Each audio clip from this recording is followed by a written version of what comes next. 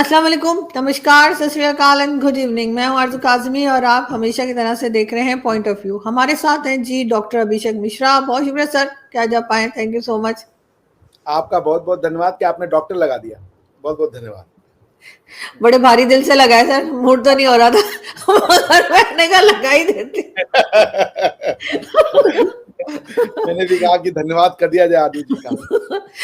तो आज हम बात करेंगे अभिषेक जी, आप क्योंकि रशिया से बहुत आपका आना जाना रहता है, और तो रशिया की बात करेंगे, यूक्रेन की बात करेंगे। तो जर्मन काउंसलर जो है उन्होंने बात की है रशियन प्रेसिडेंट से, और उनका यही ख्याल है कि ये जो वॉर चल रही है इसको रुक जाना चाहिए। वैसे उस जर्मन काउंसलर का कुछ नाम भी है, लेकिन मुझे उसका नाम की समझ नहीं आ रही कि क्या है। ये तो पता नहीं लोग नाम अजय और विजय क्यों नहीं रख लेते, बच्चन साहब की मूवीज की तरह जिंदगी आसान हो जाती। तो बहुत से नाम ऐसे जो बड़े मुश्किल होते हैं, चाहे वो इंडियन हो या दुनिया के किसी कोने के, वो आप उनका नाम ज्यादा बेहतर मुझसे ले सकेंगे, इसलिए मैंने जान के, मतलब अभी जान के नहीं लिया, और अभी नीचे कमेंट्स आने शुरू हो जाएंगे, ऐसे नहीं आरजू जी, ऐसे ऐसे नहीं वैसे। तो मैंने कहा मैं पहले ही जान छुड़ा लेती हूँ। तो आपको लगता है कि ये वॉर रुकेगी? ओलाफ शोल्ज नाम है, और ओलाफ एक बहुत कॉमन जर्मन नेम है। तो चूंकि मैं रहा हूं तो इन नामों से मेरा परिचय है। कुछ एक नाम बड़े कॉमन होते हैं, ओलाफ, थोर्स्टन, ये pre pre Christian German name है। उसके बाद प्रो जर्मनी के जर्मनी में आपको दो तरीके के नाम दिखेंगे। एक वो जो कि पोस्ट क्रिश्चियनिटी के नाम है, और एक जो है क्रिश्चियनिटी के आने से पहले जो नाम है। तो उसमें थॉर्स्टन, इस तरीके के नाम मिलते हैं, ओलाफ, ये सब। उसके बाद फिर आपको वही डेविड और इस टाइप के नाम मिलना शुरू होते हैं जब क्रिश्चियनिटी एक्सेप्ट कर ली थी जर्मनी ने। हैविंग सेड दैट, देखिए इसको आप समझिए, इसकी क्रोनोलॉजी में जाना बहुत जरूरी है कि चीजें हो क्या रही हैं। Donald Trump during his election campaign उन्होंने ये कहा था कि मैं ये वॉर 2 दिन में रुकवा दूंगा, ठीक। उसके बाद अभी वो इलेक्ट हो गए। इलेक्ट होने के दूसरे दिन ही दुनिया में हलचल शुरू हो गई। सबसे पहली हलचल देखी गई कतर में। कतर ने हमास के लीडर को ये कहा, हमास के लोगों को ये कहा, पॉलिटिकल रिप्रेजेंटेटिव्स को, कि अगर तुम सीरियस वो नहीं करना चाहते हो, क्या नाम है, नेगोशिएशन इजराइल से, आप कतर छोड़ दो। आपको ये पता है कि कतर जो है वो एक सेफ जोन है। ये एग्रीमेंट है इजराइल, अमेरिका और पैलेस्टाइन और अरब के लोगों में कि कतर में किसी का टारगेटेड असैसिनेशन नहीं होगा, चाहे वो अमेरिकन हो, चाहे वो इजरायली हो, चाहे वो पैलेस्टीनियन हो, कोई भी हो। तो कतर एक सेफ जोन है। इलेक्शन का सबसे बड़ा रिपरकशन क्या हुआ कि वही कतर जो डबल गेम खेल रहा था कि भाई यहाँ पे रहो और उनको मारो भी, उन्होंने कहा भाई अगर आप सीरियस नेगोशिएशन नहीं करना चाहते, लीव कतर। इसका मतलब यह है कि ये जा रहे पैलेस्टाइन में, इनको ठोक दो, इसका यही मतलब है वो। वरना तो वो कतर तो सेफ पॉइंट था। तो अब जब उनके ऊपर प्रेशर पड़ेगा पॉलिटिकल लीडर्स के ऊपर, जब उनको इजराइल की बंदूकों का सामना करना पड़ेगा, तो they will be force to come to the terms of negotiation. तो कतर ने मीडिएशन का जो अपना रोल था वो वापस ले लिया। उसके बाद देखिए क्या हुआ। उसके बाद जो सबसे बड़ी अचीवमेंट, सबसे बड़ी जो टर्निंग पॉइंट हुआ, वो है इलॉन मस्क और विवेक रामास्वामी जी को ट्रंप डिक्लेयर करते हैं डिपार्टमेंट ऑफ गवर्नमेंटल एफिशिएंसी का secretary. Department of governmental efficiency अभी तक कोई डिपार्टमेंट नहीं है। ये डिपार्टमेंट को बनाने के लिए उनको अमेरिकन सेनेट से, जो अमेरिकन कांग्रेस से, उनको परमिशन लेनी पड़ेगी। अब कांग्रेस क्या होता है ये जान लीजिए। जैसे जब आप भारत में पार्लियामेंट वर्ड यूज करती है ना, तो पार्लियामेंट का वर्ड मतलब होता है राज्यसभा, लोकसभा और प्रेसिडेंट। उसी तरीके से अमेरिका में जब आप सेनेट, कांग्रेस का वर्ड यूज करती हैं, तो कांग्रेस का मतलब होता है house of senate and house of the representative. तो ये जो डिपार्टमेंट ऑफ गवर्नमेंटल एफिशिएंसी बनाई गई है विद सनसेट क्लॉज की 2026 में ये खत्म हो जाएगा। स्पेशल पावर दिया गया है इलॉन मस्क जी को और विवेक रामास्वामी जी को कि गवर्नमेंट के अंदर वो जो डीप स्टेट होता है उसको खत्म करो, जो गवर्नमेंट के अंदर से खेल खेलता है। देखिए डेमोक्रेसी में ब्यूरोक्रेसी की पावर नहीं हो सकती। डेमोक्रेसी में पावर उसी की होगी जो अकाउंटेबल है, और अकाउंटेबल होता है वो जो कि 5 साल के लिए आता है, उसके बाद दोबारा जनता में जाकर के वो जो है इलेक्शन लड़ने जाता है। तुम तो ब्यूरोक्रेसी में बैठे होते हो, तुम्हें किसी को जवाब नहीं देना होता, तुम नौकरियां अपनी जिंदगी भर की करते हो, और जब ये बेचारे इलेक्ट होकर के आते हैं तो इनके साथ तुम फनी गेम्स खेलते हो। इसलिए ये बहुत जरूरी चीज है कि डीप स्टेट को डिसमेंटल किया जाए। इलॉन मस्क को ये जिम्मेदारी दी गई। उसके बाद ये सारी क्रोनोलॉजी समझिए। उसके बाद क्या हुआ कि व्लादिमीर जेलेंस्की ने, यानी कि यूक्रेन के राष्ट्रपति ने राष्ट्रपति इलेक्ट, प्रेसिडेंट इलेक्ट ट्रंप को फोन किया। ट्रंप ने फोन को स्पीकर पे डाला, और ये मीडिया में बाकायदा रिलीज हुई बात है। ट्रंप ने फोन को स्पीकर पे डाला और वहां पे बात कर रहे थे ट्रंप और उनके साथ इलॉन मस्क। यानी इलॉन मस्क को एक स्पेशल रोल दिया जाएगा यूक्रेन रशिया कॉन्फ्लिक्ट के मैटर में भी। परसों इलॉन मस्क जी ने अपने ट्विटर पर, इलॉन मस्क है वो, माइंड इट, अपने ट्विटर पे 10 मिनट्स का एक वीडियो शेयर किया, 10 मिनट्स का। वो वीडियो क्या था? उस वीडियो में एक अमेरिकन प्रोफेसर है, वो ये बता रहा है कि रशिया और यूक्रेन की लड़ाई जो हुई है उसमें गलती रशिया की नहीं है, उसमें गलती है नाटो की। उन्होंने ये कहा कि जब जर्मनी, आपको पता है जर्मनी के 2 पार्ट थे वर्ल्ड वॉर 2 के बाद, ईस्ट जर्मनी और वेस्ट जर्मनी। ईस्ट जर्मनी का कंट्रोल रशिया रखता था, वेस्ट जर्मनी का कंट्रोल बाकी के 3 एलाइड पावर रखते थे, यानी कि अमेरिका, ब्रिटेन और जो फ्रांस थे। तो जब ये हुआ कि अब जर्मनी का, जब यूरोपियन वर्ल्ड ऑर्डर, जो यूरोपियन ऑर्डर को अरेंज करने की बातचीत की गई, तो अमेरिकन रीगन ने डायल किया गोर्बाचोव को, जो उस समय यूएसएसआर के प्रेसिडेंट थे, या जो भी पोजीशन का नाम होता हो। उन्होंने कहा कि आप, चूंकि अगर ईस्ट जर्मनी और वेस्ट जर्मनी को मिलना था तो ईस्ट जर्मनी रशिया के कंट्रोल में था, बिना रशिया के बोले हुए ईस्ट जर्मनी जर्मनी का पार्ट नहीं बन सकता। ठीक है ना? East Germany wouldn't have united with the West Germany had Russia not given up its position. ठीक है ना? रशियंस मान गए, रशियन ने कहा ठीक है। मतलब आप सोचिए, यूरोप में एक टेरिटरी, इतनी बड़ी टेरिटरी रशियन के कब्जे में थी, रशियन ने उस टेरिटरी को छोड़ दिया। उन्होंने कहा ठीक है, ले जाइए आप, जर्मनी को यूनाइट कर दीजिए। मगर उसके पीछे कंडीशन रखी गई। कंडीशन ये थी, गोर्बाचोव को रोनाल्ड रीगन ने बोला कि हम ये आपसे वादा करते हैं कि क्योंकि यूरोप में आप, अब जर्मनी में अगर रशिया जर्मनी के हार्ट में बैठा है तो उसके वेपन्स भी जर्मनी के, यूरोप के हार्ट में है, वहां पे उनका कंट्रोल भी ज्यादा है, वो यूरोप को ज्यादा अच्छे से कंट्रोल कर सकते थे। उनको वादा यह किया गया कि आपकी सिक्योरिटी कंसर्न्स का हम ख्याल रखेंगे, नाटो ईस्टवर्ड नहीं जाएगा, यूरोप के ईस्ट में नाटो का ईस्टवर्ड एक्सपेंशन नहीं होगा, ये रोनाल्ड रीगन ने प्रॉमिस किया। रशिया मान गया, रशिया ने छोड़ दिया अपनी टेरिटरी और जर्मनी का रीयूनिफिकेशन हो गया। उसके बाद क्या हुआ कि ये जेलेंस्की जो है बार बार कहता है हम नाटो ज्वाइन करेंगे, हम नाटो ज्वाइन करेंगे, और नाटो अगर यूक्रेन ज्वाइन करता है तो वो मतलब रशिया के मुंह पे है, मतलब आप नाटो पहुंच गया रशिया। तो पुतिन बार बार कह रहा था, और नाटो जो है धीरे धीरे धीरे धीरे जो है ईस्टवर्ड एक्सपैंड वो करने लगे। नाटो जब बना था तो 12 कंट्री थी, आज मेरे ख्याल से 54 के आसपास है, या कितनी कंट्री है मुझे याद नहीं आ रहा। ठीक है ना? तो अब आप ये सोचिए कि उसके बाद जो इनका जो, जब ये आज की डेट में 32 मेंबर है, ठीक है ना, 32। अब आप ये सोच लीजिए कि जब रशियंस का क्या, ये भी जान लीजिए रशियन के साइक को। मैं अभी रशिया में था काफी दिन में, वहां पे एक लॉ के प्रोफेसर से काफी बड़ी बातचीत हुई, तो मुझे लॉ के प्रोफेसर साहब ने बोला कि देखो ये यूरोपियंस ने हमेशा हमें धोखा दिया। नेपोलियन आया था रशिया को जीतने, आधे से ज्यादा रशियन उसने मार दिया। उसके बाद जर्मनी ने हमसे वादा किया वर्ल्ड वॉर 2 के समय में कि आपको पता होगा कि रशिया जर्मन पैक्ट हुआ था, नो वॉर पैक्ट, कि रशिया के ऊपर जर्मनी कभी अटैक नहीं करेगा। लेकिन पोलैंड के अटैक के बाद सीधा अटैक किया गया रशिया के ऊपर जर्मनी के द्वारा, और कई रशियन उसमें भी मर गए। तो एक जिसे के लिए धोखा देने की, या एक उनकी बैड एक्सपीरियंस वेस्ट के साथ रहा है। उनका कंसर्न है कि वेस्ट बार बार हम पे अटैक करता है। तो इस कंसर्न को एले करने के लिए रोनाल्ड रीगन ने कहा कि मैं वादा करता हूं ईस्ट वर्ल्ड नाटो नहीं जाएगा, मगर नाटो ईस्ट वर्ल्ड गया।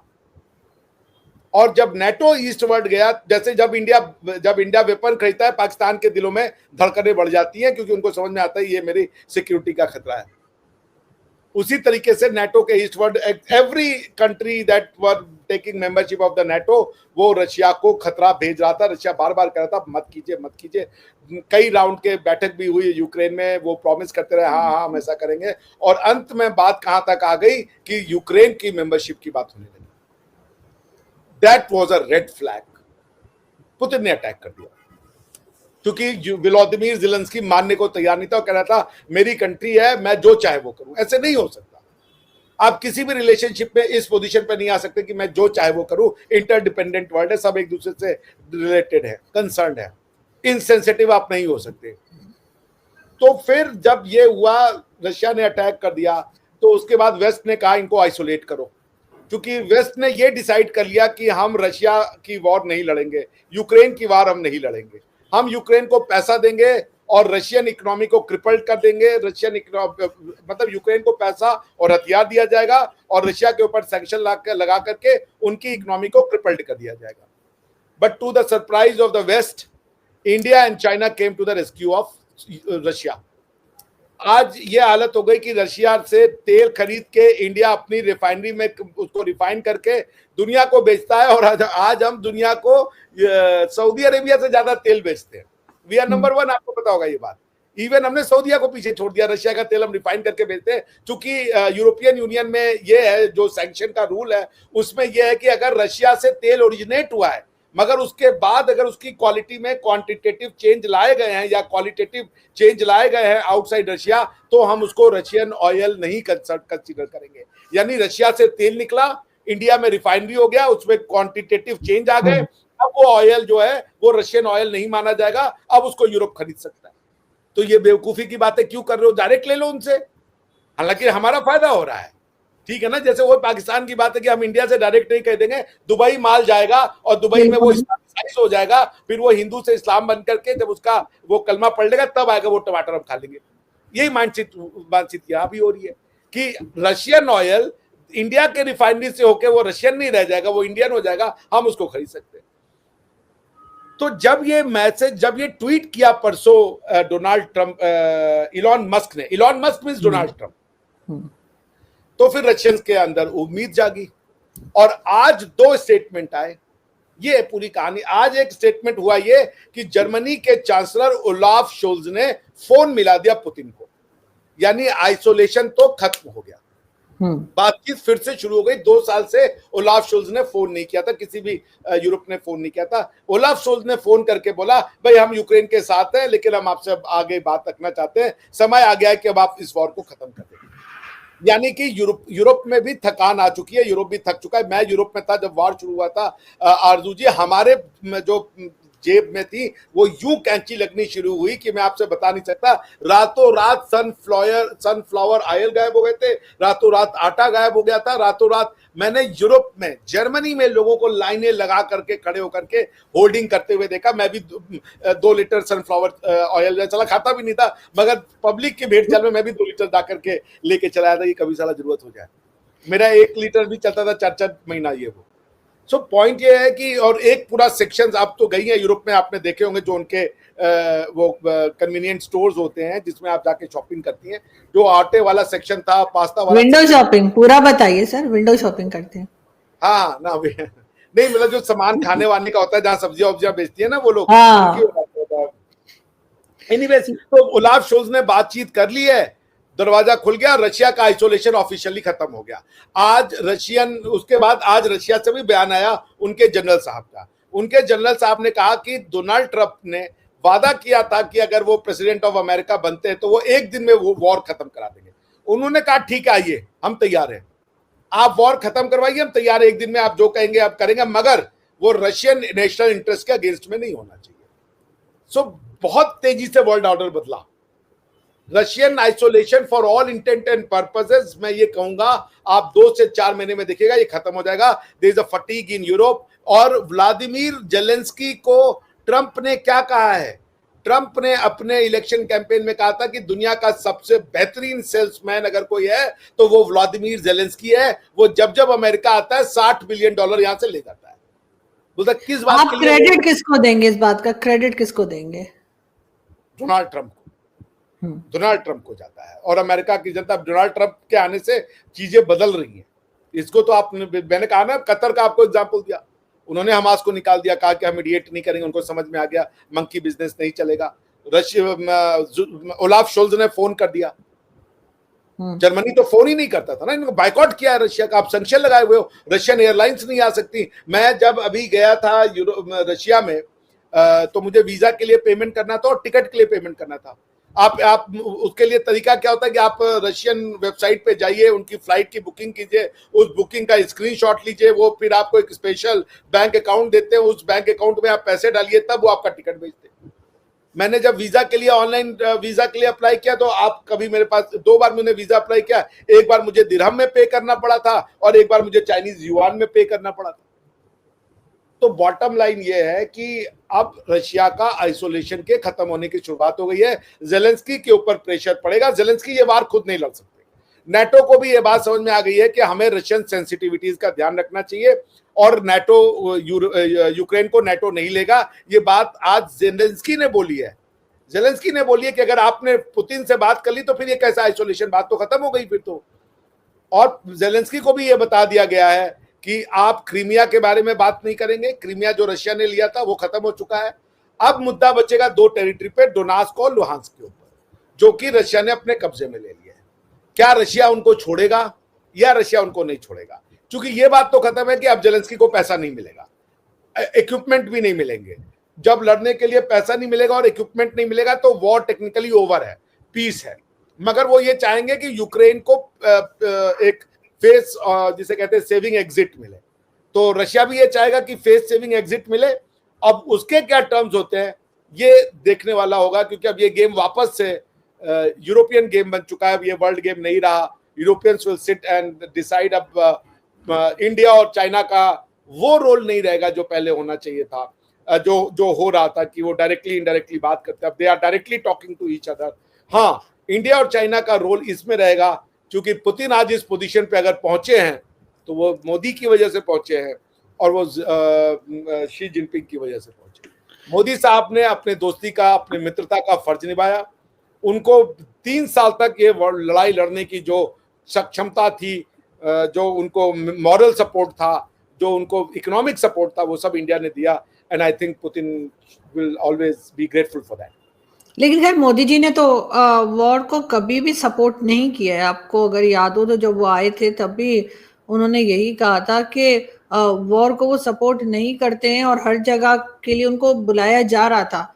यहाँ तक कि इजराइल और हमास के बीच में भी बात की जा रही थी कि शायद मोदी जी कोई रोल प्ले कर सकते हैं इस वॉर को रुकवाने में। तो अब डोनाल्ड ट्रंप के साथ मिलकर मेरे ख्याल है ज्यादा बेहतर तरीके से काम हो सकेगा। नहीं, मतलब मोदी जी का रोल तो रहेगा, बिकॉज क्या अमेरिका पे इतनी जल्दी लोग विश्वास नहीं करेंगे। जब मैंने कहा कि मोदी जी का वो रोल नहीं रहेगा, मतलब यूरोप में वो रोल नहीं रहेगा। मगर अमेरिका इतनी जल्दी आप जैसे अब चाइना से इंडिया की दोस्ती हुई है, वो हाथ मिला ली, पर इतनी जल्दी कोई भरोसा नहीं करता। मगर इंडिया के ऊपर भरोसा है, तो ऐसा नहीं है पुतिन साहब कह देंगे कि इंडिया को गेम से हटाओ, वो उनको कॉन्फिडेंस में लेंगे मोदी साहब को। और हो सकता है उस नेगोशिएशन टेबल पे इंडिया बैठा हुआ हो, क्योंकि इंडिया के भी स्टेक है इसमें।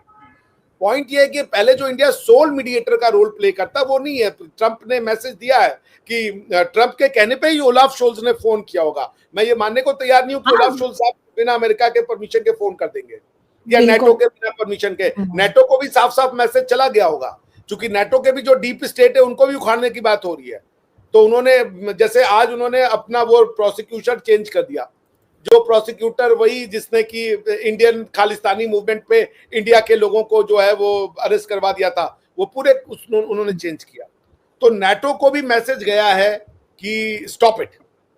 नेटो को मैसेज चला गया, ओलाफ शोल्ज को मैसेज आ गया, ओलाफ शोल्ज ने बातचीत करना शुरू कर दिया। तो पॉइंट तो ये है, ये इंडिया का रोल बड़ा सिग्निफिकेंट रहेगा, क्योंकि कोई किसी पे ट्रस्ट नहीं करता।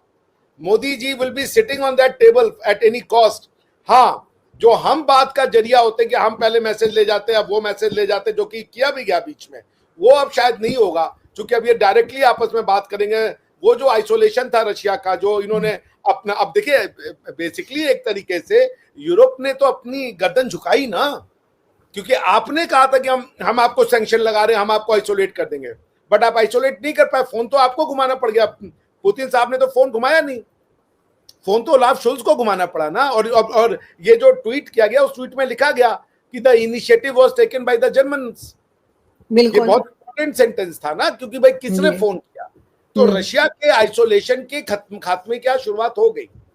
अब पॉइंट ये है कि ये जो इंडियन, अब इधर बांग्लादेश में क्या होता है वो मैं देखने को बहुत इंटरेस्टेड हूँ, क्योंकि मैंने सुना पढ़ा कि शेख हसीना भी जो है वो अभी अमेरिका पहुंच चुकी हैं। तो ये मैसेज जाएगा इधर से यूनुस को और उनको भी। और देखिए बांग्लादेश में इस्कॉन के डिवोटीज का जो नरसंहार हुआ है पहले भी और अभी जो हो रहा है, हिंदुओं का जो नरसंहार किया है बांग्लादेश में, उसके अगेंस्ट में 2021 में तुलसी गबार्ड जी ने एक वीडियो बनाया था। वो इस्कॉन की बहुत बड़ी डिवोटी है और बांग्लादेश कह रहा है इस्कॉन को बैन करो, नहीं तो हम इनके लोगों को जिंदा जला देंगे। अब आप सोचिए वो डायरेक्टर ऑफ इंटेलिजेंस बन गई हैं। बिल्कुल होगा, ये बहुत बहुत टफ होने वाला है, ये गेम ही पूरा चेंज हो गया। इसलिए पॉइंट ये है कि दुनिया में कोई ये जो नियो कॉन्स थे ये दुनिया को डिस्टर्ब रखना चाहते थे। अब देखिए ये शुरुआत है, हम लोग कोई यहाँ पे वो नहीं बैठे हुए कि हमको सब पता है। जैसे जैसे चीजें प्ले आउट करेंगे हम उसकी एनालाइज ही कर सकते हैं। बट मुझे लगता है कि ट्रंप की जो प्रॉमिस है कि मैं वॉर कहीं नहीं करूंगा, तो वो हर वो जगह, हर वो फ्लैश पॉइंट जो वॉर में तब्दील हो सकता है वहां वो मैसेज देंगे। इवन आपके यहाँ भी मैसेज साफ जाएगा, enough is enough, mend your ways. होना भी यही चाहिए और मेरे ख्याल है यही एक तरीका रह गया जिससे कि हम वर्ल्ड के अंदर जो है पीस ला सकते हैं और लोगों को अपनी अपनी अपनी लिमिट जो है वो समझनी होगी और एक दूसरे को जीने का हक देना होगा। बहुत शुक्रिया सर कि आज आपने ज्वाइन किया। Thank you so much.